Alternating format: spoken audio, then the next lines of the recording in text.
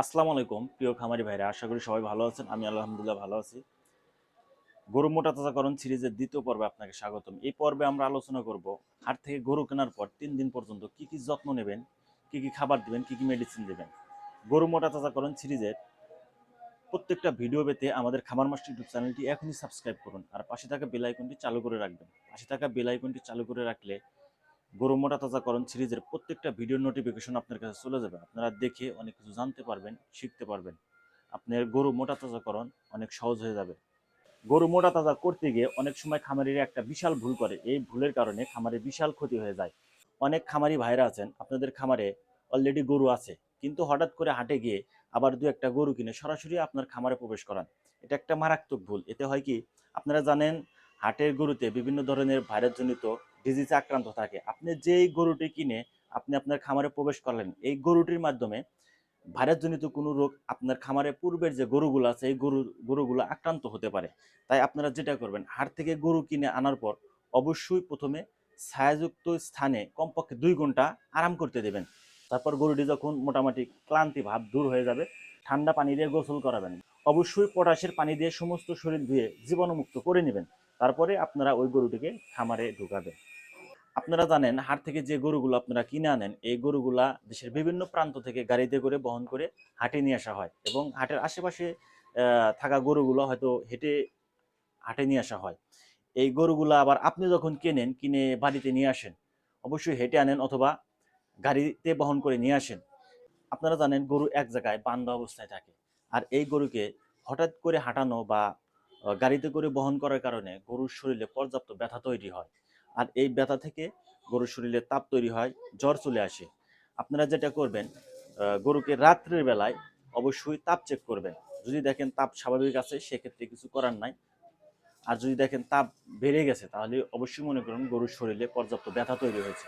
অনেক গরু আছে দেখা যাবে খুঁড়িয়ে হাঁটতেছে, ব্যথা অনুভব করতেছে, কিন্তু তাপমাত্রা স্বাভাবিক আছে। আবার কিছু কিছু গরু দেখবেন যে তাপমাত্রা অতিরিক্ত বেড়ে গেছে। এই গরুর জন্য আপনারা যেটা করবে, মেলবেট প্লাস আছে, এখানে ম্যালক্সিকাম প্লাস প্যারাসিটামল, দুটা প্রিপারেশন ওষুধ আছে। আপনারা এই ওষুধটা ব্যবহার করতে পারেন, অথবা মেলক্সিকাম গ্রুপের যে কোনো কোম্পানির ওষুধ ব্যবহার করতে পারেন, অথবা টলফেনামিক অ্যাসিড এই গ্রুপের ওষুধ ব্যবহার করতে পারেন।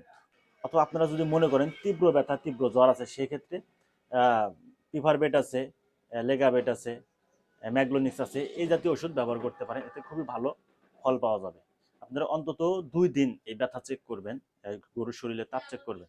যারা ইনজেকশন করতে পারেন না, তাদের জন্য ট্যাবলেট ফরম্যাটের ওষুধ আছে, যেগুলো আপনারা খাওয়াতে পারেন। আর একটা জিনিস খেয়াল রাখবেন, হাট থেকে গরু কেনার পর যে গরুগুলা একটু খাবার রুচি কমে যায়, আপনারা আর একটা জিনিস খেয়াল করবেন, গরু খাবার দাবার ঠিক আছে নাকি। গরু যদি খাবার দাবার স্বাভাবিক থাকে, স্বাভাবিক খাবার দেবেন।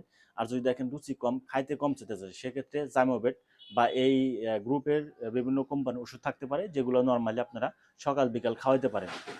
আপনারা হাট থেকে গরু এনে গরুকে অতিরিক্ত দানাদার খাবার দেবেন না। আপনারা পর্যায়ক্রমে গরুকে দানাদার খাবার অভ্যাস করতে হবে এবং ধীরে ধীরে দানাদার খাবার বৃদ্ধি করতে হবে। আপনারা যদি হঠাৎ করে গরুকে দানাদার খাবার বৃদ্ধি করে দেন, সেক্ষেত্রে ফুড পয়জনিং এর সমস্যা হতে পারে। ওই গরুর পূর্বের মালিক ওই গরুকে কি কি খাবার খাওয়াইছে আপনি সেগুলো জানেন না, আপনি হুট করে খাবার পরিবর্তন এবং অতিরিক্ত খাবার দেওয়ার কারণে ওই গরু ফুড পয়জনিং এর সমস্যা হতে পারে। যার কারণে আপনারা গরু হাট থেকে কিনে আনার পর থেকে 3 দিন পর্যন্ত গরুকে খাবার দাবারের দিকে খুবই সচেতন থাকবেন। নর্মালি ঘাস খড় এবং অল্প পরিমাণ ভুসি দিয়ে পানি খাওয়াইতে পারেন। তাছাড়া ফ্রেশ পানি দিবেন পর্যাপ্ত, ও যতটুকু প্রয়োজন খাবে। এভাবেই আপনারা হাট থেকে গরু আনার পর থেকে 3-4 দিন পর্যন্ত এই যত্নগুলো নেবেন, এই ওষুধগুলো দেবেন, এই খাবারগুলোর দিকে খেয়াল রাখবেন। এর বাইরে কোনো ওষুধের প্রয়োজন নাই। আর তাছাড়া আপনারা আরেকটা জিনিস খেয়াল রাখবেন, গরু সঠিক জাবর কাটতেছে কিনা, গরু সুস্থ আছে কিনা, এই পর্যবেক্ষণ করবেন।